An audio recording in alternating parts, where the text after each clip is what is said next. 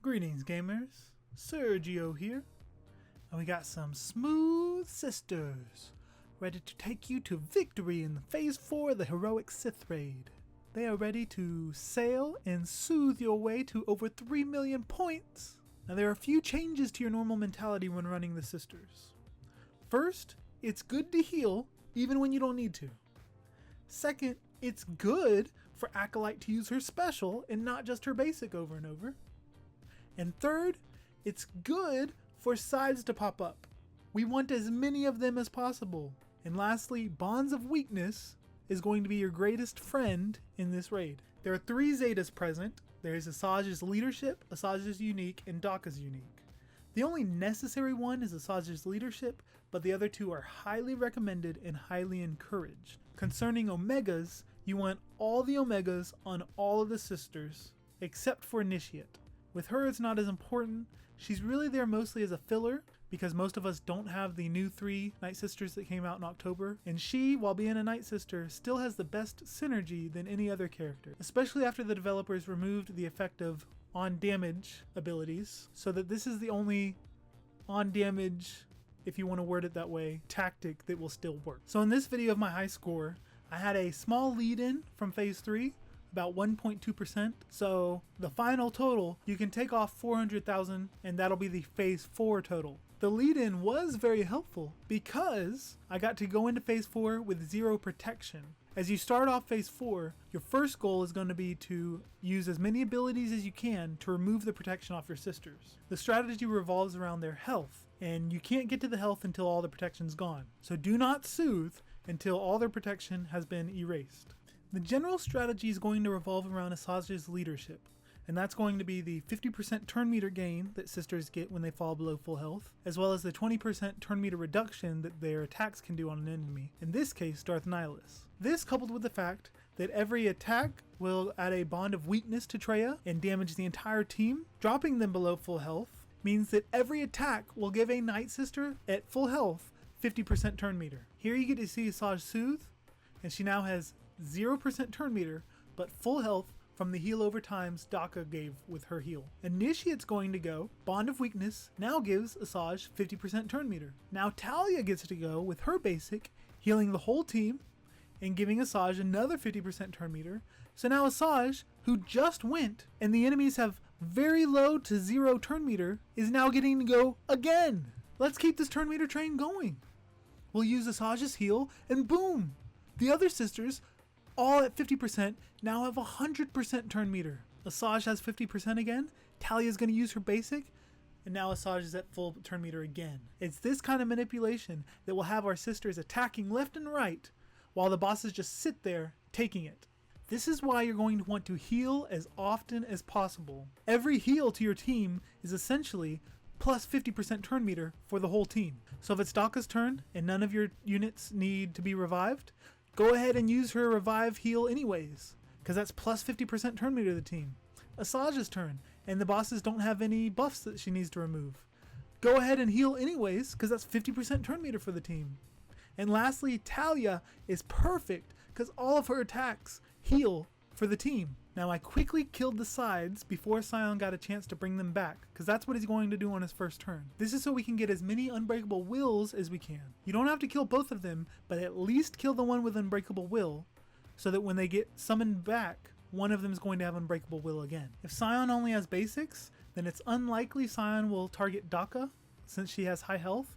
He's going to try to kill the weak tunes.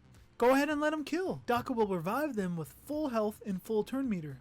Acolyte shines in this lineup because she's able to heal herself every time she gets a critical hit. Her basic double taps. Each of those times, she'll heal herself 20%, take damage for 50% turn meter, do her second attack, heal herself 20%, gain another 50% turn meter, so she's immediately at 100% health and gets to take another turn. For this to work though, she must crit. So you want her to have as much critical chance as you can. She'll get into this loop where she can just do her basic over and over and constantly take turns. You still want to use her special though as often as you can on Darth Nihilus. Why not just use Acolyte's basic to endlessly loop? Eventually the Bond of Weakness will be so great that a 20% health gain it will not be enough to reach her max health. Then your other sisters, who haven't been healing this whole time, they're going to be very low health, if not 0 health, and will only have at most 50% turn meter, so they're going to be wiped out like that.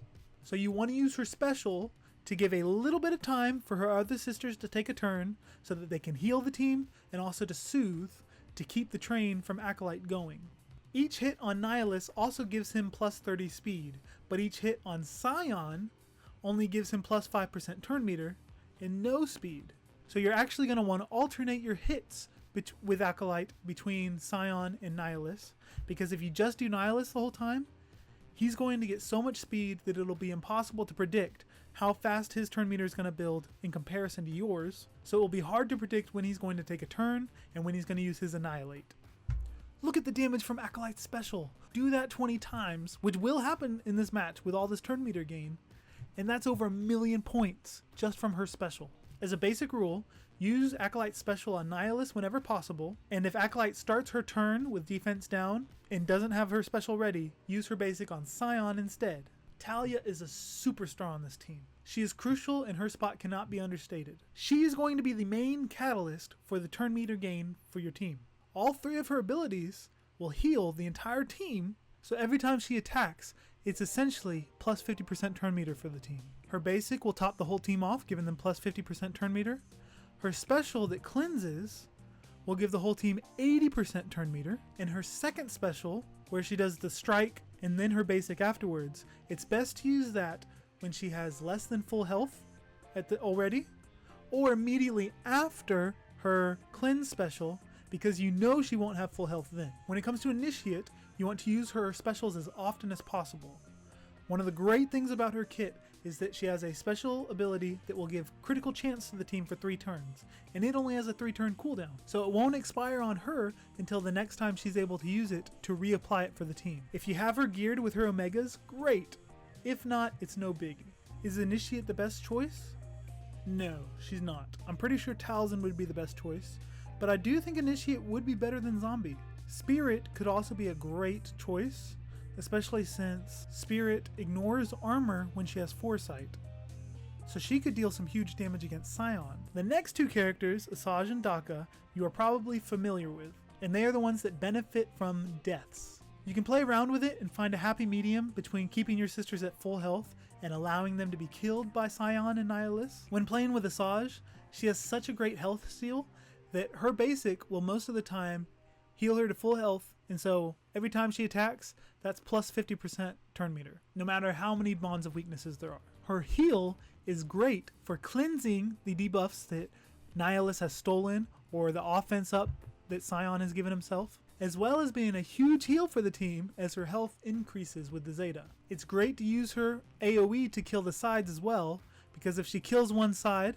that's plus 85% turn meter boost. You are going to want to kill the sides with Asajj or Acolyte as soon as you can, because not only does it build the damage for Asajj, but by bringing more and more sides from the bosses, that's more and more opportunities to get Unbreakable will buffs.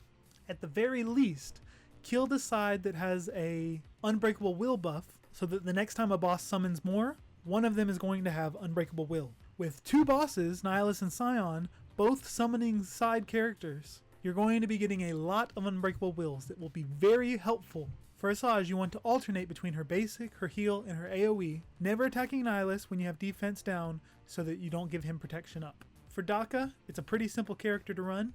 She's here for her revives and for her soothes. As a healer, Daka gains plus 20,000 flat health. So my Daka in this battle, she's starting off with 50,000 health, and that number grew to 80,000 by the end of the battle. Since her damage isn't significant and her basic doesn't do anything to these bosses, she's going to be your number 1 candidate for soothing the team. So with Daka, heal and revive as much as you can, and soothe when necessary. You're going to want to soothe between 15 and 20 bonds of weaknesses. That's about the number that your sisters stop being able to heal themselves on Talia's basic or Acolyte's basic, and they stop gaining the benefits of reaching full health and then dropping below.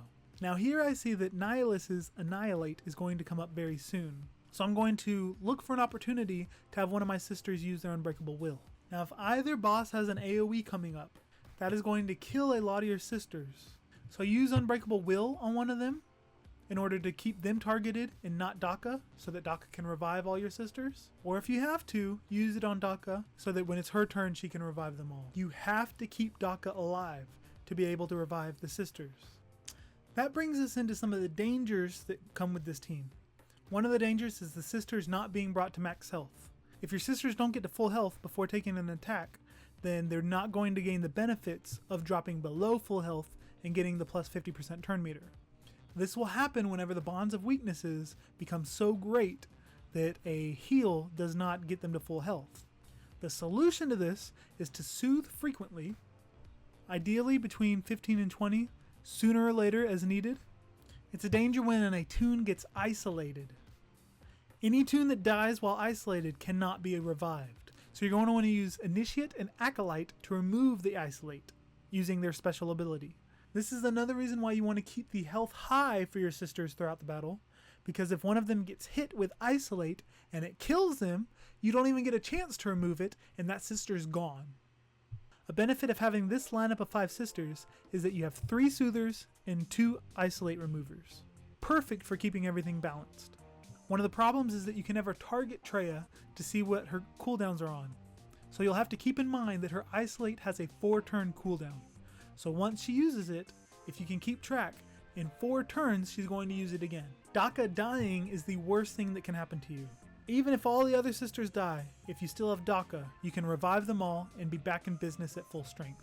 Luckily, she has a huge health pool as we already mentioned, so it shouldn't be likely and shouldn't happen often, but make sure she does not stay isolated long enough to die, and that she does not drop below 50% health. This is another reason why she will not be the likely candidate for Unbreakable Will. Only use it on her if you have to. You'll see at the end of this video that I used Unbreakable Will on her and was able to revive the rest of the team after being destroyed. This strategy will not reach the damage levels you're hoping for if Acolyte does not critically hit. If Acolyte does not critically hit, she doesn't get the health boost, so she doesn't get the turn meter gain. If her special does not critically hit, you are only going to get a third or a fourth of the damage you could have gotten, as well as again missing out on the turn meter gain and the health gain. The most glaring danger will likely be Annihilate from Darth Nihilus. This is the other thing, that whichever toon it targets, if they die, they're out. Things can get really dangerous when you're pumping all these attacks on Nihilus to reduce his turn meter, and he's getting hundreds and hundreds of more speed than you, so that before you can even see it, Nihilus is at full turn meter and wipes out one of your sisters with Annihilate. This is why you want as many Unbreakable Wills as possible, and be liberal with using them. You're going to gain plenty between the 2 bosses, so it's okay to use 2 Unbreakable Wills for every Annihilate Nihilus uses. Better to be safe and use an Unbreakable Will that turns out to be a false alarm and have to use a second Unbreakable Will on a different sister than to accidentally get one of them annihilated. Another interesting thing about this phase is that there are 2 bosses that you are having to manage at the same time. They each have a unique enrage timer as well. So often I've seen Scion get to enrage before my Nihilus and I'm missing out on tons of damage. To maximize your damage, keep track of both of their timers and try to keep them even throughout the match so that they both hit enrage at about the same time. Remember, hitting Scion just gives him 5% turn meter. Hitting Darth Nihilus, you can remove turn meter, but he gains plus 30 speed with each hit. So when deciding on which of them to attack, it's safer to use your weak hits on Scion and your strong hits on Darth Nihilus, so that you're not pumping Nihilus' speed up with weak hits, and you're only giving Scion 5% turn meter with weak hits. That's another reason why I save the strong special from Acolyte for Nihilus and use basics on the sides and on Scion.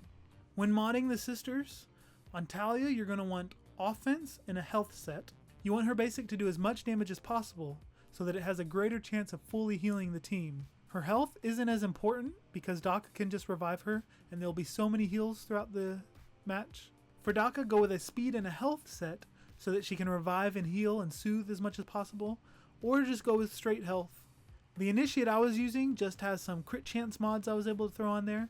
She's probably best with offense and crit chance. You don't want her to be bulky because you'd rather her die to power up your team. For Asajj, you want to do a crit damage set and a health set. You don't need critical chance because that's going to grow and amp up to where she will always hit for a critical. For Acolyte, during this run I had a speed set and a crit chance set. It would have been better if I had put a crit damage set in place of that speed set, or perhaps even offense, since she already has tons of critical damage from her special, that I think offense would boost the damage of her special more than a CD set. But the number one most important thing you want from the mods, and pay attention to the secondaries, is that you want crit chance on Acolyte. Even if you have to go with 3 crit chance sets, it's much better to get critical hits from Acolyte than to have them fail a few times. Now here I've timed the enrage timers pretty well, so that Scion is now about to hit enrage, and Nihilus is just 1 turn to cooldown. This is going to be pretty cool. I'm going to use Unbreakable Will on Daka, so that she'll stay alive, revive the other sisters, and get a few more turns before they all get killed. I hope the strategy tips have been able to help you guys. Please leave any other questions you have in the comments, or anything that you've discovered while playing with them. I encourage you to contact me on Discord or find the Nightsister Nerver that Night Brother Nick has done a great job of running, and you can find tons of information on how to run the Nightsisters. This is Sir Georgeous, signing out. God bless.